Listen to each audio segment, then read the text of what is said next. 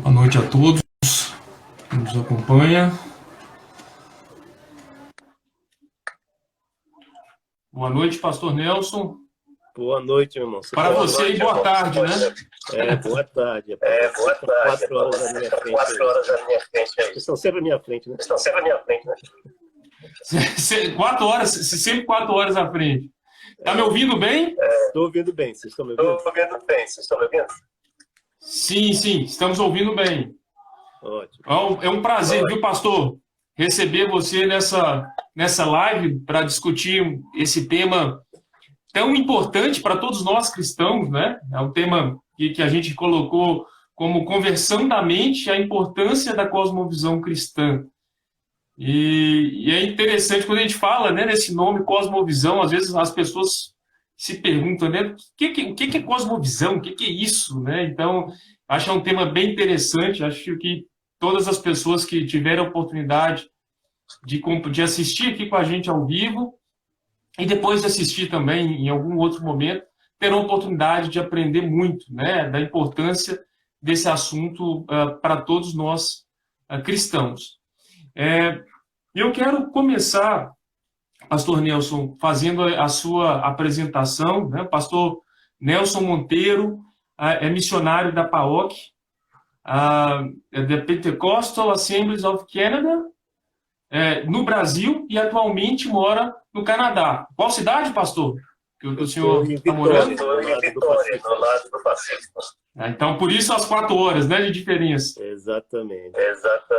Pastor Nelson ministra em colaboração com diferentes igrejas e organizações brasileiras, promovendo ideias e práticas que gerem transformação de indivíduos, comunidades e da sociedade, a partir de uma cosmovisão cristã e de uma visão holística de ministério. Seu ministério tem se concentrado no desenvolvimento de comunidades carentes e em capacitar universitários e jovens profissionais para serem agentes de transformação na sociedade. Desde 2011, Nelson tem servido como coordenador da Aliança de Discipuladores de Nações, no Brasil. Ele recebeu a graduação de mestrado em Divindade pela Regent College, em Vancouver, em 1984. Nelson é casado com Lisa e é pai de 3 filhos. Mais uma vez, boa noite para quem nos assiste, boa tarde, pastor Nelson. Amém. Boa tarde. Boa tarde, gente. Boa noite. Nossa teologia e antropologia são dos campos do conhecimento que nos ajudam a entender essa questão de cosmovisão. Pela antropologia, a gente fala da natureza da cultura. E para uma cultura é um conceito abstrato, né? Mas que para efeito de estudo, normalmente a gente divide. E a gente diz que o nível mais externo da cultura é esse nível que a gente falou, nível fenomenológico. Você imediatamente nota fenômenos, né? Coisas que você vê, ouve, prova com sabor na cultura. E a gente diz então que para cada um desses existem valores por baixo. Toda cultura tem valores que determinam esse nível de comportamento, vamos dizer assim. E todo valor é definido pelas crenças da cultura. Nós cremos, né? E aquilo que nós cremos vai se tornar valores e comportamentos. Então, eu estava dizendo que no nível mais profundo da cultura está esse elemento de cosmovisão. Então, a cosmovisão influencia as nossas crenças, que influencia os nossos valores e que influenciam o nosso comportamento.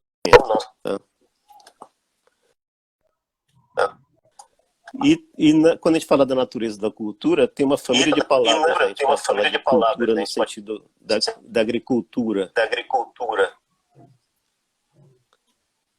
Que é o ato de mobilizar, preparar a terra, né? Ou a palavra cultivar, o verbo, né? Lavrar, plantar, né? E a palavra culto. o culto, a adoração, a veneração a um Deus. A veneração a um Deus. Então, essas famílias de palavras geram a palavra cultura, como nós usamos na antropologia. A manifestação, da adoração. Cultura é religião exteriorizada. Né?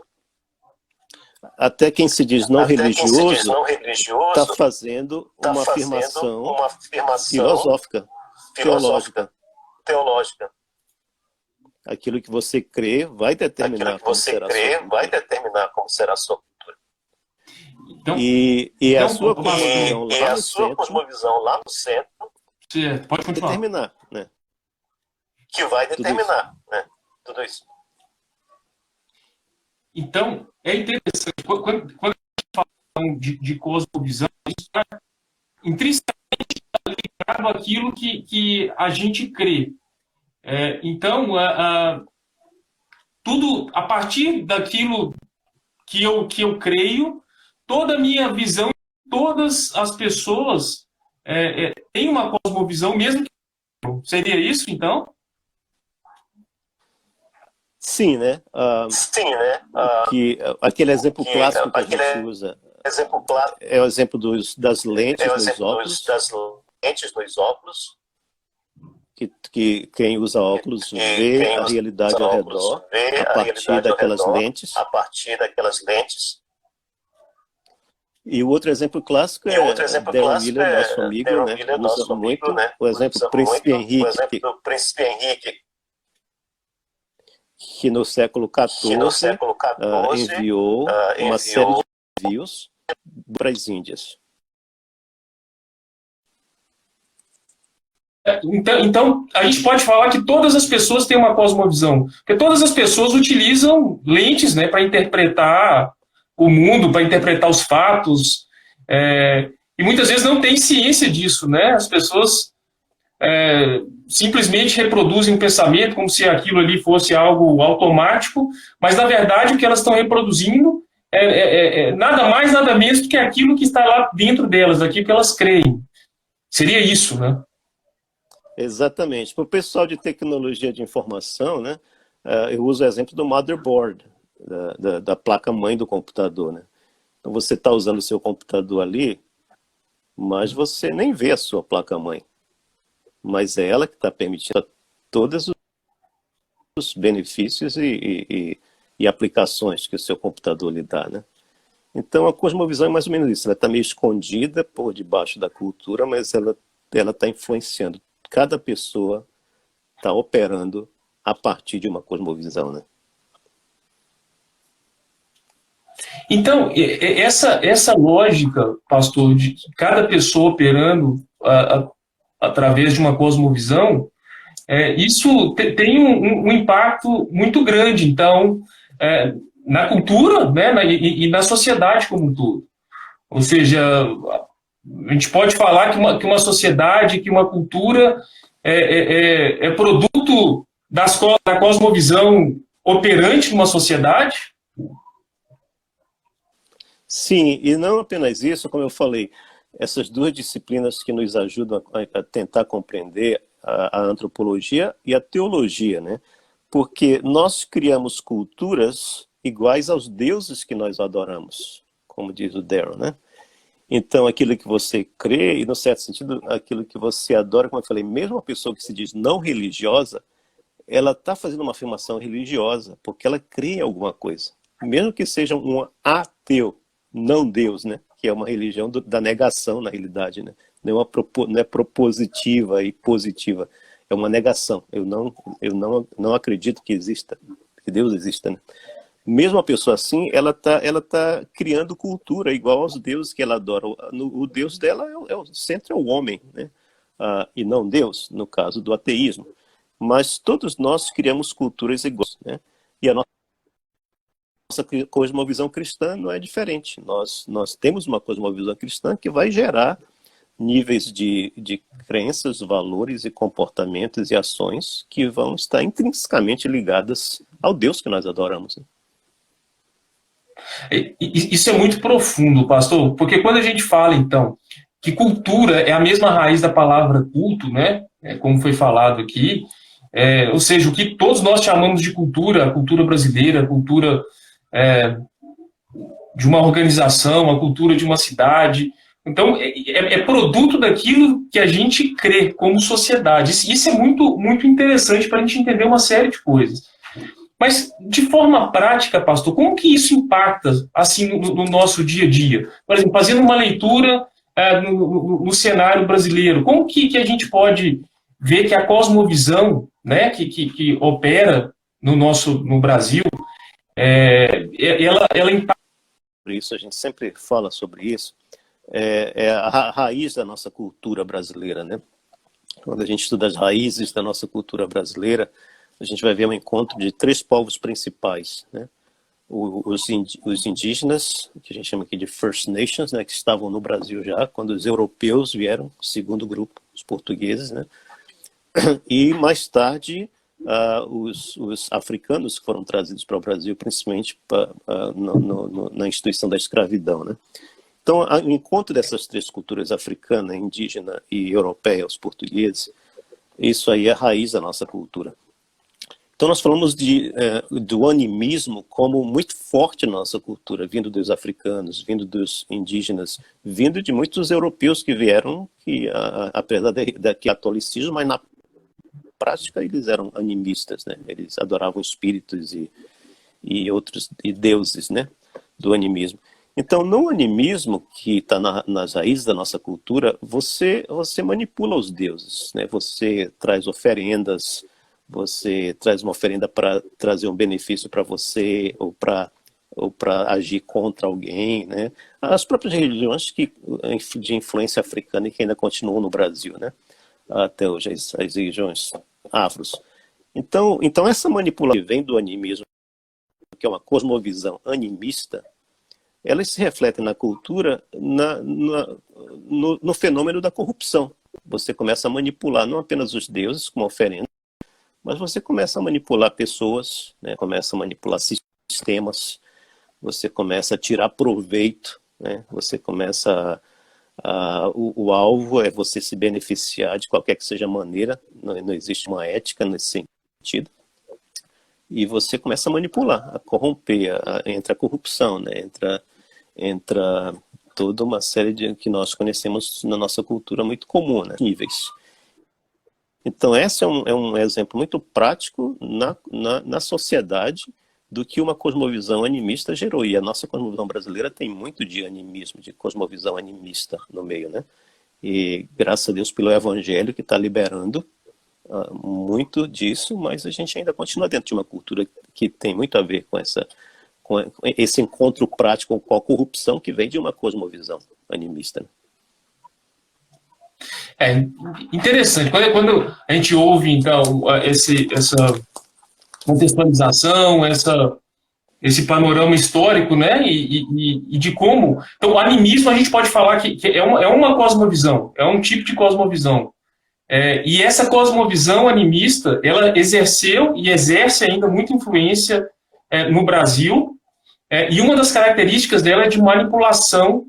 E isso internalizado, isso cria essa cultura da corrupção, né, que é de manipular, de ganhar a todo custo, talvez de um jeitinho aqui. Então, o que a gente está falando é que isso está enraizado, é algo que vem lá de trás, enraizado na cultura brasileira, que gera um resultado como esse que a gente tem visto no Brasil, né, impregnado na cultura, que é de corrupção.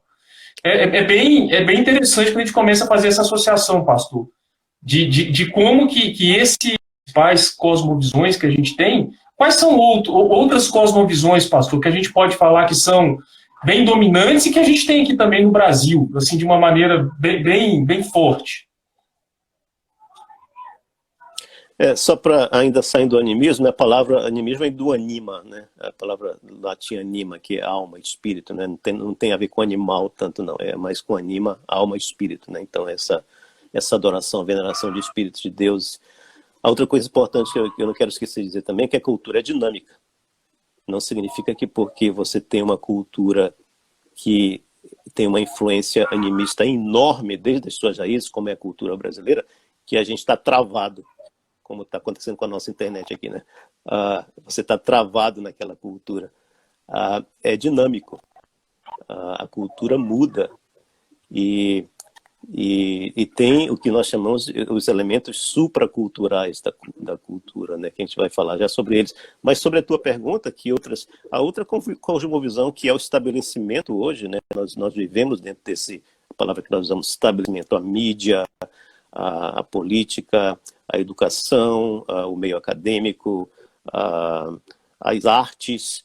O estabelecimento hoje é secular, é naturalista, ou seja, aquela religião, é aquele pensamento de que Deus não existe, o homem está no centro e o homem é o detentor da verdade, né? O homem estabelece os valores. Aí a gente fala hoje a própria ética vem a partir de uma construção social, então é a sociedade quem determina os valores, é a maioria que vai determinar esses valores principalmente. Então, o secularismo, essa ausência de Deus, essa ausência de uma metafísica, essa ausência do supracultural, colocou o homem no centro, né? Desde o início do século passado, na realidade, desde a Revolução Francesa, né? Isso vem acontecendo, o homem sendo colocado no centro, Deus sendo removido, mas ainda existe um Deus. Só que esse Deus, você encontra várias maneiras de desviar, de distrair o assunto, mas é o homem no centro. E o homem tomando o lugar de Deus, a religião da serpente lá de Gênesis 3, né? Sereis como Deus, a proposta da serpente, que a gente aceitou, e nesses últimos séculos a cosmovisão secular tem dominado e determinado todo esse estabelecimento que a gente vive, né? Desde mídia até política, educação e as artes, etc., né? Então é uma cosmovisão muito sutil, no certo sentido, né? Porque você usa palavras, você redefine palavras, né? Você fala de liberalismo, você progressista. Então você usa palavras que findam dando uma vitrine bonita para a coisa, né?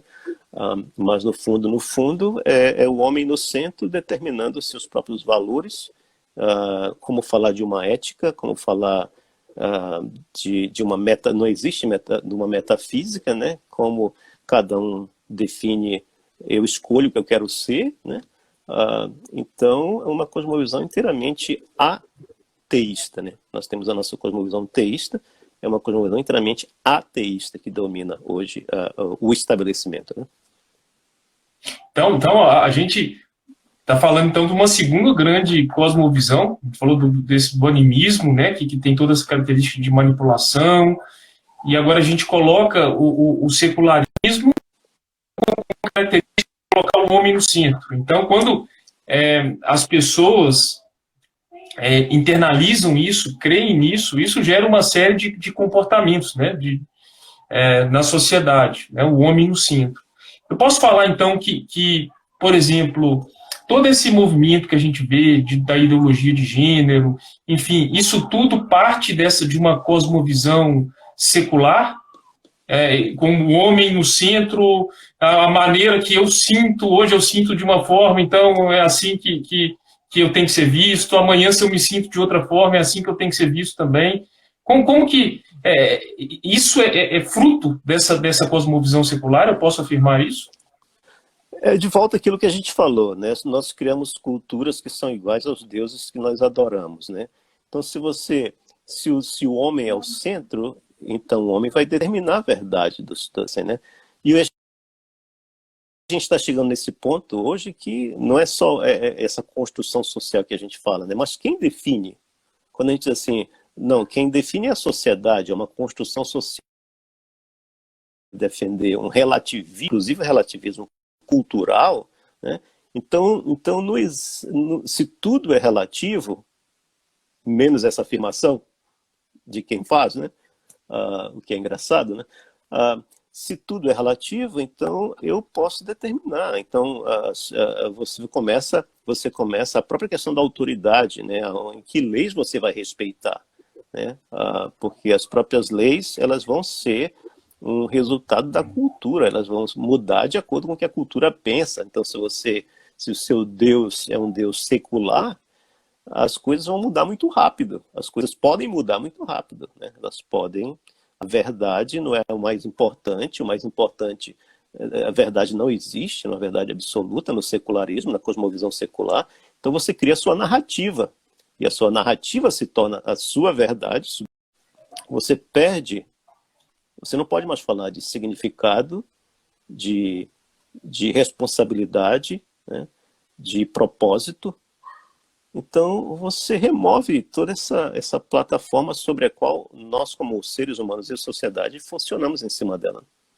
E aí é a sua escolha, inclusive o gênero, né?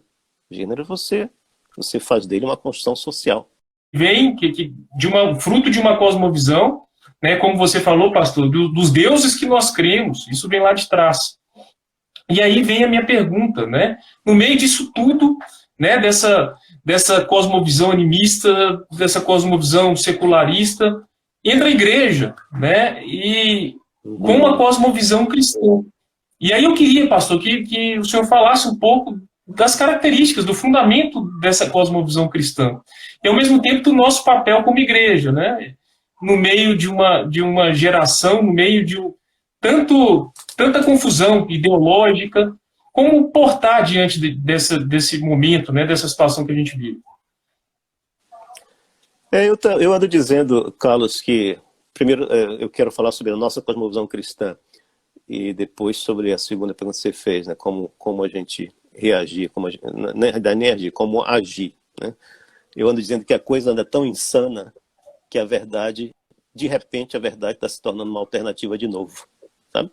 A gente trabalha com jovens e jovens universitários e tem uma geração que Deus está levantando no meio dessa insanidade que a gente vive, para quem um grupo de pessoas e nova geração, para quem a verdade no meio dessa insanidade, né? O mal finda se destruindo a si mesmo, né? A natureza do mal é destruir.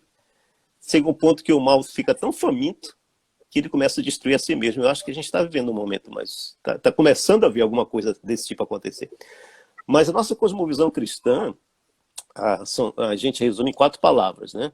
Se você nunca leu a Bíblia pensando nesses 4 atos majoritários de Deus, né? A criação, a queda, a redenção e a consumação, ou restauração, né? Então essas 4 palavras, elas resumem a história de Deus na Bíblia, né? E isso é o que nós chamamos de a nossa cosmovisão cristã, ou alguns chamam de cosmovisão bíblica, né? Então, desde Gênesis da criação, o primeiro ato de Deus, uma das coisas principais que a gente vê no Gênesis é que a humanidade, homem e mulher, são criados à imagem de Deus. Nenhuma outra religião, ou filosofia, ou fé, ou espiritualidade, né, que você queira escolher, e nenhum outro desses, existe um Deus que cria homem e mulher à sua imagem e semelhança. Esse é o mais alto conceito do que ser um ser humano significa, né? Não existe um conceito mais alto. Homem e mulher criados à imagem de Deus, do Deus Criador, né? Então Gênesis ensina isso para a gente, né? Então já começa pela criação, a nossa cosmovisão cristã. É lógico, ser criado à imagem de Deus, quem estuda teologia sabe que a gente fala de 3 aspectos da imagem de um deles, o aspecto funcional, né? Da imago Dei, ou imagem de Deus, né? Aquilo que nós fomos criados para fazer, porque nós somos e temos a imagem de Deus, aquilo que nós somos criados para fazer é um dos aspectos. Então Deus nos cria e nos dá uma responsabilidade. Se Deus é o rei, nós somos os vice-regentes da criação, né? Nós somos os mordomos, nós somos os representantes da terra para governar. Esse é o aspecto representativo, funcional de sermos criados à imagem de Deus, né? Então nós somos representantes aí, o ser humano como criador, feitor de cultura, né? E a gente acabou de falar de cultura, e a cultura do reino de Deus, né? Deus tem uma cultura, a cultura do reino, onde ele é o rei e onde ele estabelece os valores, né? Nós somos representantes. Então, a cultura do reino, a gente fala dela ser baseada na verdade de Deus, na bondade de Deus, na beleza de Deus. Então, tudo que Deus cria é no certo sentido, é uma expressão de quem ele, da natureza dele, de quem ele é. Então, a verdade de Deus, a bondade de Deus e a beleza de Deus formam, a gente diz, os pilares da cultura do reino.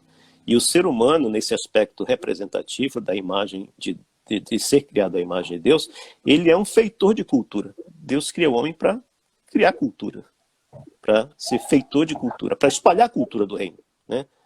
Diz Vishal Mangawadi, para espalhar o jardim por toda a terra, né? Então, aquilo que nós fazemos, a nossa cosmovisão cristã, desde a criação, nos dá o mais alto conceito do que ser humano significa. E esse aspecto representativo, funcional, é essencial para a gente pensar na nossa missão como igreja. Porque começa por aí. Não começa em Gênesis 3, queda, né? Começa em Gênesis 1.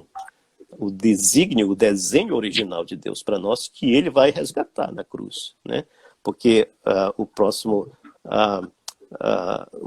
passo é a queda, o próximo ato majoritário é a queda, Gênesis 3. A queda vai corromper, né, a imagem de Deus. O homem não perde a imagem de Deus, a gente fala em teologia, né? O homem não perde a imagem de Deus, mas ela é corrompida. É aquele exemplo do espelho que é estilhaçado. A imagem está lá ainda, mas ela está toda agora estilhaçada. O segundo ato majoritário, nós continuamos feitores de cultura, nós não perdemos a imagem, o aspecto representativo continua, nós continuamos como feitores de cultura, só que agora a gente vai espalhar uma cultura caída. Ao invés de verdade, tem ilusões, tem falsidade, né? Ao invés de bondade, tem maldade, né? Tem violência, tem abusos, ao invés de beleza, tem desordem, né? Então a gente continua espalhando cultura, mas por causa da queda a gente vai espalhar uma cultura caída agora, né? Aí entra o terceiro ato majoritário na nossa cosmovisão cristã, que é a redenção. Deus se torna homem, né, e paga o preço para reverter o que é isso, né? Tudo que é queda, cruz, a redenção, né? E aí o quarto ato majoritário é a consumação. Deus está tornando todas as coisas novas desde a cruz. Deus está restaurando. E consumação não fala de um dia só. Diz que Deus está trabalhando na história, que a humanidade redimida, né? Coração convertido, mente convertida, né? A humanidade redimida, esse é o seu agente para avançar o seu reino, né? Agentes para transformação, para levar a cultura do reino até o dia em que tudo será consumado, em que as coisas velhas se passarão e tudo se tornará novo, né? Como dizem em Apocalipse, eis que faço novas todas as coisas. Consumação, Deus trazendo de volta o desígnio original dele através agora da igreja, da humanidade redimida, né? Tudo de volta ao plano original de Deus. Então essa é a nossa cosmovisão bíblica. Criação, queda, redenção e restauração. E hoje, nós estamos vivendo esse período, vamos dizer assim, né? De restauração, consumação, que Deus está fazendo novas todas as coisas, o reino está avançando, apesar de que você não vai assistir isso nas notícias de hoje, né? Quando você ligar a sua televisão, a sua internet, o estabelecimento não vai mostrar que o reino está avançando, pelo contrário, né? Mas nós estamos num período em que Deus está restaurando todas as coisas, e vai haver um dia em que tudo será consumado, vamos dizer assim, né? No plano de Deus, né? Jesus voltará como rei. E o reino, então, será estabelecido na sua plenitude. Nós já vemos o reino agora, não na sua plenitude, somente quando Cristo voltar, mas nós já somos chamados para sermos agentes do reino, para espalhar a beleza, a bondade, a verdade de Deus, onde Ele nos tem posicionado, seja qual for a sua vocação, né? Aí a gente fala da nossa vocação como o nosso trabalho, como importante para que o reino se espalhe também, né? Então é a transformação de indivíduos, de comunidades, de nações, para se alinharem de novo à cultura do reino de Deus e não à cultura da queda, né? A cruz é tão poderosa que ela reverte isso tudo e ela transforma indivíduos, comunidades e nações, né? Essa é a verdade, essa é a nossa cosmovisão cristã. das quatro paredes, né? Muitas vezes, eu ouvia pessoas dizendo, olha, basta a gente aceitar Jesus como Senhor e Salvador e acabou. E eu sempre pensava, mas como? Será que é o fim da vida? Então bastava eu aceitar Jesus como Senhor e Salvador e morrer. Porque não tem mais sentido. Uhum. E quando a gente começa a entender que nós somos chamados a fazer a cultura, né, que Deus é o Criador de todas as coisas, que tudo pertence a Ele, né, que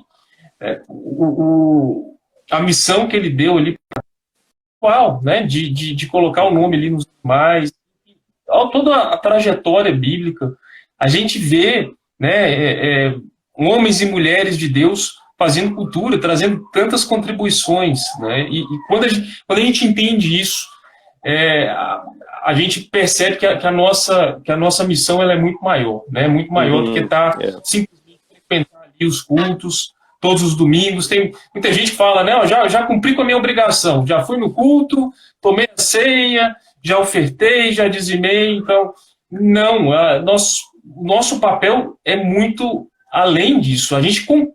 Nós temos aí uma cosmovisão animista, como foi falado, né, de manipulação, temos uma cosmovisão secular, que o homem é o centro, e nós temos a cosmovisão cristã, que é a resposta a isso tudo. Então, nós somos chamados a confrontar essas cosmovisões diferentes, que são mentirosas, mas não simplesmente confrontar, mas trazer luz, trazer a verdade, que é a cosmovisão bíblica, né? E ela tem impactos em todas as esferas da vida. Isso é poderoso, isso é maravilhoso, é libertador, né? Quando a gente entende o nosso papel como cristão. E que mensagem, pastor, para a gente encerrar, que o senhor gostaria de deixar para a igreja, né? Nesse tempo que a gente está vivendo, tem tanta polarização, como eu falei no início, tanta confusão ideológica. Que mensagem que o senhor deixaria para a igreja de hoje? Eu acho que tem muita coisa que a gente pode falar, né, Carlos? Mas acho que uma coisa que eu estou pensando, um dos amigos que eu estou vendo aí na lista de pessoas que estão acessando é o Gessé, lá de Brasília, né? Amigão, irmãozão. Uma vez eu estava chegando em Brasília, e o Gessé foi me apanhar no aeroporto naquele dia. Eu estava chegando em Brasília, e no aeroporto de Brasília, não sei se ainda está, faz quase 2 anos que eu não viajo para o Brasil por causa da pandemia, né? Estou voltando a viajar agora. Mas eles tinham aquelas frases que eles colocavam nas paredes de pessoas famosas, né? E naquele dia tinham colocado uma frase nova, que era de Pablo Picasso, né? Quem diria, né?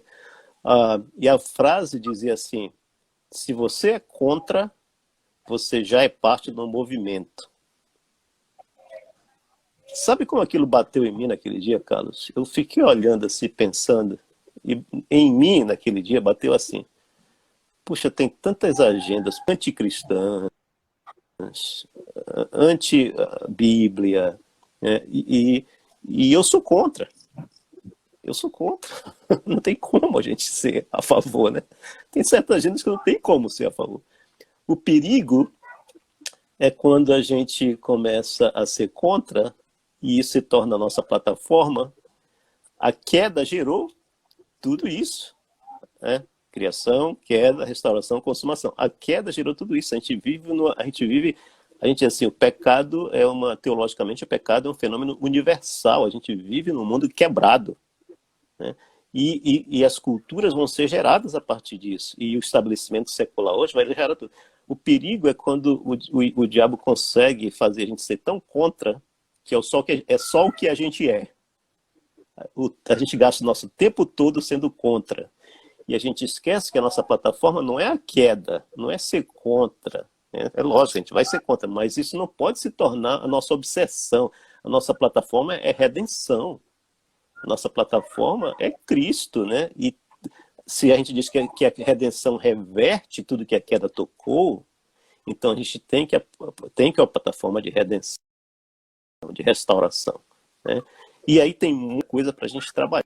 Tem muita coisa para a gente fazer em cima da plataforma da redenção e da restauração da nossa cosmovisão cristã, né? E não ficar obcecado com a queda. Se a gente ficar obcecado com a queda, isso vai sugar a gente inteiramente. Esse buraco negro vai sugar a gente. e a gente vai deixar de fazer a nossa missão como igreja, como crentes, como cristãos, né? Como ser positivo, como trazer aquilo que Cristo fez na cruz, o poder da transformação, como ser agente de transformação, realmente, né?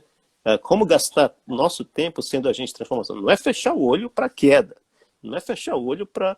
Eu sempre digo assim, eu quero estar atento em Deus, porque Deus é o centro e a minha atenção está centrada nele, e eu quero estar alerta para o mal. Então a gente vai estar sempre alerta para o mal, mas o mal não é o nosso centro. A minha atenção não está em Deus, naquilo que ele fez, está fazendo e me chama para fazer com ele. Deus agora nos chama para trabalhar com ele, né? Então nós continuamos a ser os vice-regentes, os representantes, governar com ele. Esse é o mais alto conceito de ser humano que ele nos deu, e isso é resgatado na cruz. Então é uma linha muito fina, né? Dá para notar que é uma linha muito fina, né? Em que a gente pode se tornar, se você é contra, você já é parte do movimento.